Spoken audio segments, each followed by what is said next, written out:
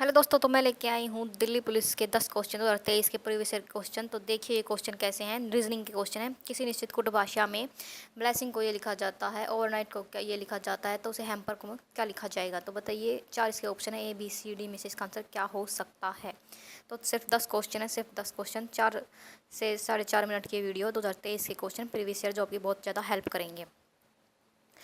तो बताइए इनमें से इसका आंसर क्या हो सकता है। अगला हमारा क्वेश्चन है 62। दिए गए समीकरण में चिन्हों को क्रमिक रूप से बदलने और समीकरण को संतुलित करने के लिए निम्नलिखित विकल्पों में गणितीय चिन्हों के सही संयोजन का चयन कीजिए। तो बताइए, क्या जो आपको पता ही होगा, ये गणितीय चिन्ह है, जो हमारे गणितीय चिन्ह है, इनको इसमें फिट करना है, आपको पता ही होगा। तो अब इसमें ये थोड़ा सा टाइम टेकिंग हो सकता है, लेकिन आप इसमें एलिमिनेट करना सीख जाएंगे तो हो जाएगा। अगर आप पहले ए और डी को ट्राई करें तो हो जाएगा। ए और डी को इनमें से एक को ट्राई करके देखें तो इनमें से एक पक्का इसका आंसर मिल सकता है। ठीक है, तो ऐसे आप एलिमिनेट करना सीखिए।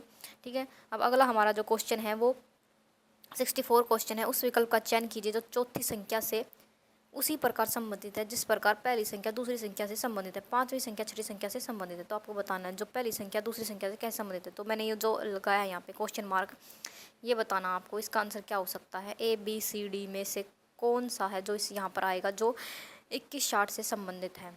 बताइए इसका आंसर क्या हो सकता है। तो एक क्वेश्चन तो ऐसा बनता ही बनता, 100% बनता है।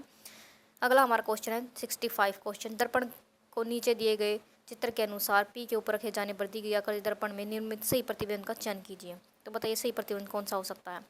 ये हो सकता है सही प्रतिबिंब जो इस साइड ऐसे लिखा जाएगा, W, फिर 7, फिर 9, फिर R और फिर U। मतलब मैंने थोड़ा इस टाइप से लिखा है, तो देख लेना, यही इसका आंसर हो सकता है। ऐसे ये होगा इसका सही प्रतिबिंब। तो बताइए इनमें से कौन सा है जो इससे बिल्कुल मैच खाता है। तो आंसर है हमारे ABCD में से कौन सा इसका आंसर होने वाला है। और दर्पण प्रतिबिंब के क्वेश्चन 2 या 1 तो बनते ही 100% बनेगा। अगला हमारा क्वेश्चन है, जब दी गई आकृति को एक घन के रूप में मोड़ा जाता है तो संख्या 4 के विपरीत कौन सा फलक होगा। तो ये इस प्रकार से होता है। आई थिंक ये जो पास से के हैं, ये घन के, ये इससे रिलेटेड, ये इससे, तो 3 या 4, आप बताइए इसका आंसर क्या हो सकता है। ABCD में से 5, 6, 5, 1, 3 कौन सा इसका आंसर हो सकता है, आपको बताना है। ठीक है, क्या हो सकता है इसका आंसर बताइए। जब दी गई आकृति को एक घन के रूप में मोड़ा जाता तो संख्या 4 के विपरीत क्या हो सकती है। अगला हमारा क्वेश्चन है, नीचे दिए गए आकृति में कितने त्रिभुज हैं। बताइए नीचे दिए गए आकृति में कितने त्रिभुज हैं। ये जो त्रिभुज दिया गया है इसमें कितने त्रिभुज हैं। ABCD में से ये इसके आंसर हैं। बताइए इसका आंसर क्या हो सकता है। और ये आसान भी आएगा और टफ भी आ सकता है, मॉडरेट लेवल का, जिसमें आपको कन्फ्यूजन हो सकता है और आप गलत कर सकते हो।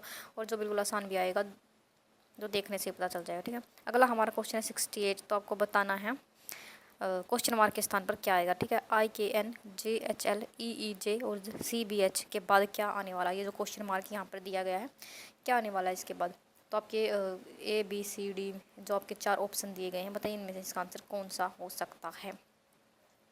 ईजी है, देखने से पता चल जाए क्या आने वाला है। ठीक है, और अगला हमारा क्वेश्चन है, आप देखिए ये 2 क्वेश्चन हैं और ये दोनों आपको करने हैं। बताइए कमेंट बॉक्स में इसका आंसर जरूर बताइए। अगला हमारा क्वेश्चन है, उस आकृति का चयन कीजिए जो निम्नलिखित आकृति श्रृंखला में आगे आएगी। तो आगे कौन सी आएगी इनमें से, बताइए आपको। जो ये 3 आकृति देखिए क्वेश्चन मार्क के स्थान पर ABCD में से कौन सी आकृति है जो आएगी। ठीक है, यह इस आपको बताना है कौन सी आकृति आने वाली है, जल्दी से जल्दी बताना है। और ये कन्फ्यूजिंग होते हैं क्योंकि ये ऐसे बहुत आते हैं, नॉन वर्बल रीजनिंग का एक क्वेश्चन है, तो ऐसे क्वेश्चन बहुत आते हैं, पहले ही बता रही हूँ। ठीक है, अगला हमारा क्वेश्चन है, निम्नलिखित में से कौन सी विकल्प आकृति है जो आएगी। ठीक है, तो आपको देखना ये सब यहाँ पर कौन सी आकृति आएगी। ठीक है, और ABCD है, 4 ऑप्शन दिए गए हैं, इनमें से कौन सी आकृति है जो यहाँ पर आएगी। तो 2 तो हम पहले एलिमिनेट कर देते हैं, यानी कि जो B और D है तो पहले एलिमिनेट होगा क्योंकि ये तो आएगी नहीं। ठीक है, दिख रहा है इसमें साफ। और 2023 के क्वेश्चन है और उन्हीं की शिफ्ट से पूरा क्वेश्चन उठाए गए हैं, तो यही इसके। तो B और D नहीं आएगी बिल्कुल भी। तो A और C में से इसका आंसर हो सकता है, वो आपको पता लगाना है कि कौन सा इसका आंसर है।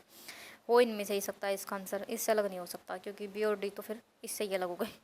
तो अगला हमारे क्वेश्चन है और लास्ट हमारा क्वेश्चन है, दिए गए विकल्पों में से उस संख्या का चयन की जो निम्नलिखित श्रृंखला में प्रश्न चिन्ह के स्थान पर आएगी। यानी ये जो क्वेश्चन मार्क है, ये जो क्वेश्चन मार्क है उसके स्थान पर कौन सी संख्या आने वाली है आपको बताना है। ठीक है, तो ABCD में से कौन सी संख्या है जो आने वाली है, आपको बताना है इसका आंसर क्या हो सकता है, कौन सी आएगी।